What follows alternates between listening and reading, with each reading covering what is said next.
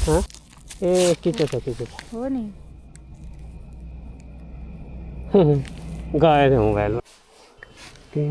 Good morning सबैजनालाई। आजको मेरो राइड काठमाडौँ स्वयम्भू टु चितवन हुनेवाला छ। जम्मा 145 किलोमिटर 145 किलोमिटर देखाएको छ। अहिले हामी 3:10 मा स्वयम्भूबाट हिँड्यौं। अब त्यहाँ कति बजे पुगिन्छ भन्ने कुरा थाहा छैन। स्वयम्भूबाट यहाँ थानकोटसम्म 10 मिनेटमा। अब यहाँबाट धादिङला अब एकदम सुनसान छ। हुन पनि नहोस् किन त 3 बजे नै हिँड्ने खा, त्यही भएर सबै सुनसान छ। कुनै बेला मात्र चलिरहेका गाडीहरू। ठुलो गाडीको लाइटले त आफ्नो गाडीको लाइट त देखिँदैन। के हो तपाईलाई? हावा त बिहानै भएर होला।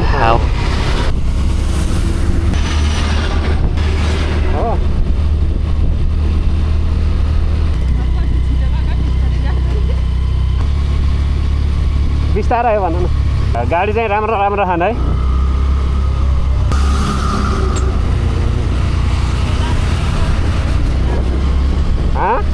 गणेश खोला कहाँको गणेश खोला हो यो?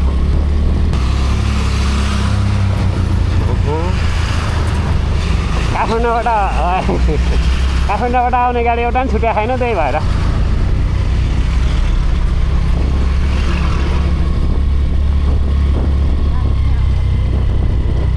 उताबाट आउने पश्चिमबाट आउने गाडी हो नि, त्यही भएर सबै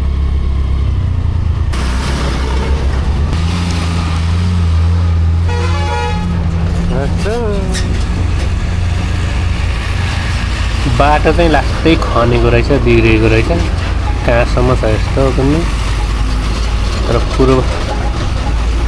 पूर्व पश्चिमको बाटो यसरी फालै दिँदैन नि त।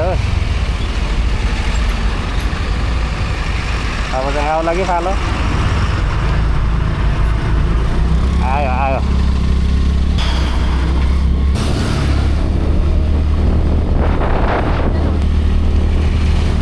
बेलुका चाहिँ हामी लास्टै जाममा पर्छौँ होला सायद।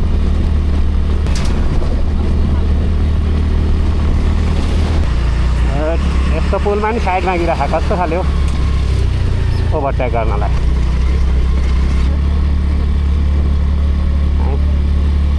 हाम्रोतिरबाट आउने गाडी, पश्चिमबाट आउने नाइट चल्ने गाडीहरूले चाहिँ खर्च चाहिँ गरेका हुन्छन् यिनीहरूले।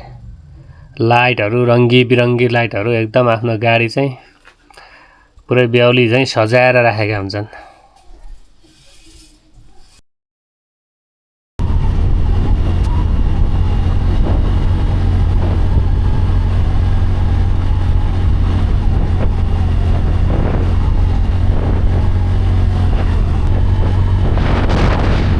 गाडीमा हिटर चलाएर होला, ठुलो गाडी आउँदाखेरि कस्तो तातो आइरहेको है।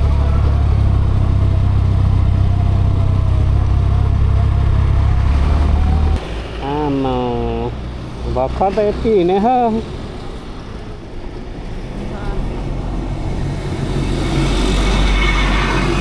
मलेखु पुगेर हिँड्छ हामी 2 घन्टामा।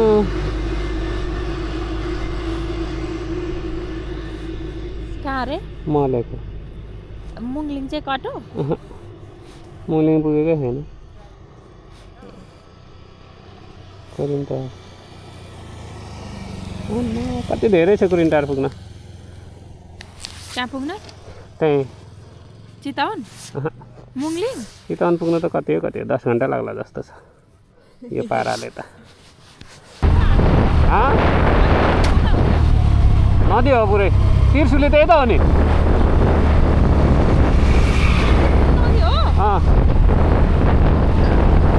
टाइममा म्याप चेक गर्नु परेको छ। म पनि यसरी फर्स्टचोटि हो यो बाटो चाहिँ स्कुटरमा आएको। खै त अहिले कहाँ म नि अब गाडीमा आउँछु। माथि भेट्दैछ नि त गाडीहरू सबै पश्चिमबाट आउने गाडीहरू हो क्या।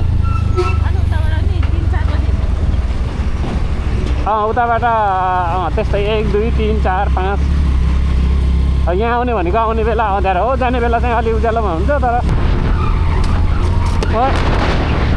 मोबाइल खस्यो नि होला रोडतिर रोडतिर म गएर आउँदा होइन होइन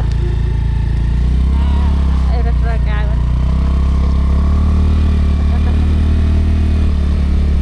खै गाडीले कुट्यो कि कहाँनिर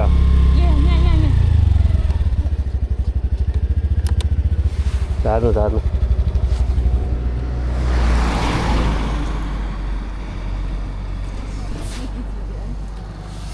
फुटै क्या फुटेन होला फुटेन होला हो नि त्यसले खिचेर गयो क्या छैन छैन म त्यसले खिचेर त झ्यारा पे भयो किन अफ भयो त खिच्यो होला खै ए खिचेछ हो नि गयो त्यो मोबाइल पनि मोबाइल पनि बाई बाई यो तपाईँको कि दिदीको त्यो पुरानो हो नहाल्नु पर्दैन रहेछ है त्यहाँ राख्नलाई बर्बाद भइगयो नि अँ त्यो तिखारले खिचेछ है ल त्यस्तै हो क्या 10 साल लागेपछि हामी पछि आएर छ नि त त्यो हामीले त अहिले हालेकै नहाल्नु पर्ने रहेछ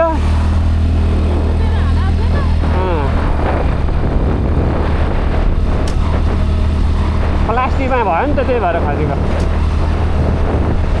पक्का चलाउने मोबाइल गयो अब जसरी पनि भइहाल्छ माथि त्यत्रोबाट अनि नहालिकन आयो अब यहाँ नजिक पुग्यो अब चाहिँ म्याप हेर्नुपर्छ भनेर अब म्याग्नेटिक होल्डरमा राखेको प्लास्टिक सहित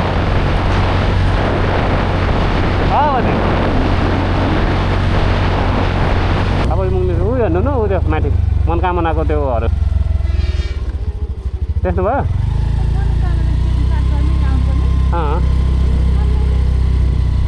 ल यहाँबाट चाहिँ कति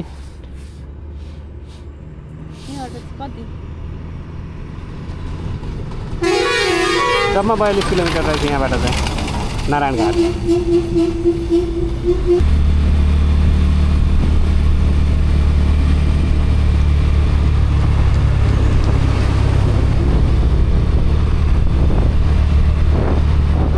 हेर्नु कस्तो राम्रो है बाटो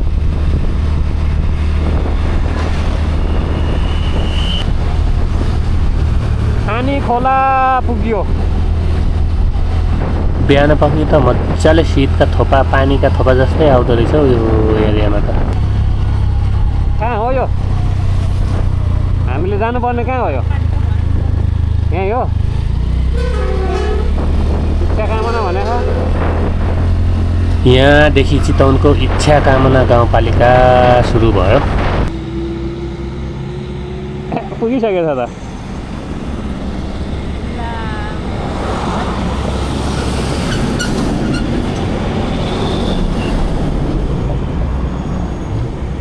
जम्मा 23 किलोमिटर रहेछ अब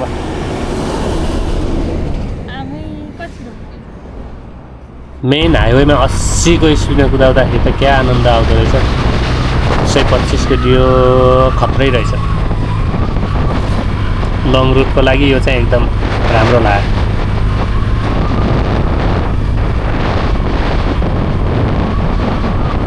घाँस छैन अनि घाँस हो र त्यो हाम्रो घाँस खाने त यस्तै हो सेम यस्तै हो माथिबाट खस्यो भने एकैचोटि खोला पुग्ने हिसाबको हो जुगेडी पुल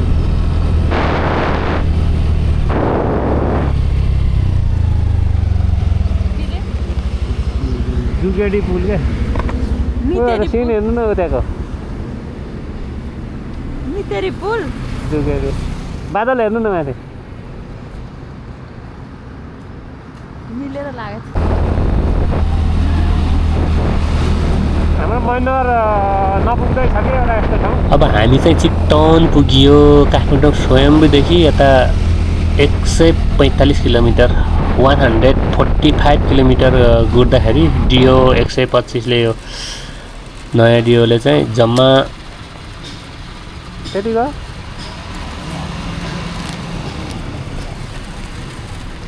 400 रुपैयाँको तेल खाँदो रहेछ 400 रुपैयाँको तेलमा चाहिँ 145 किलोमिटर गुड्दो रहेछ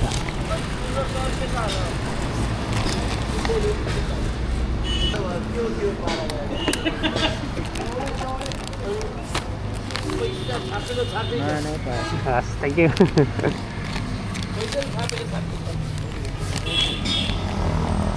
400 को तेलले पुग्दो रहेछ हौ चितवन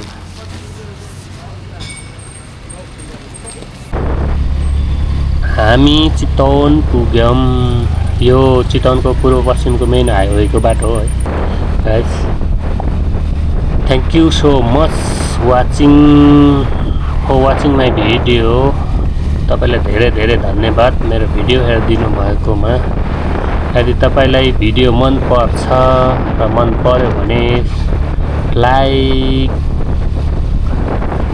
गरिदिनु होला एन्ड सब्स्क्राइब गरेर सपोर्ट गरिदिनु होला see you next video bye by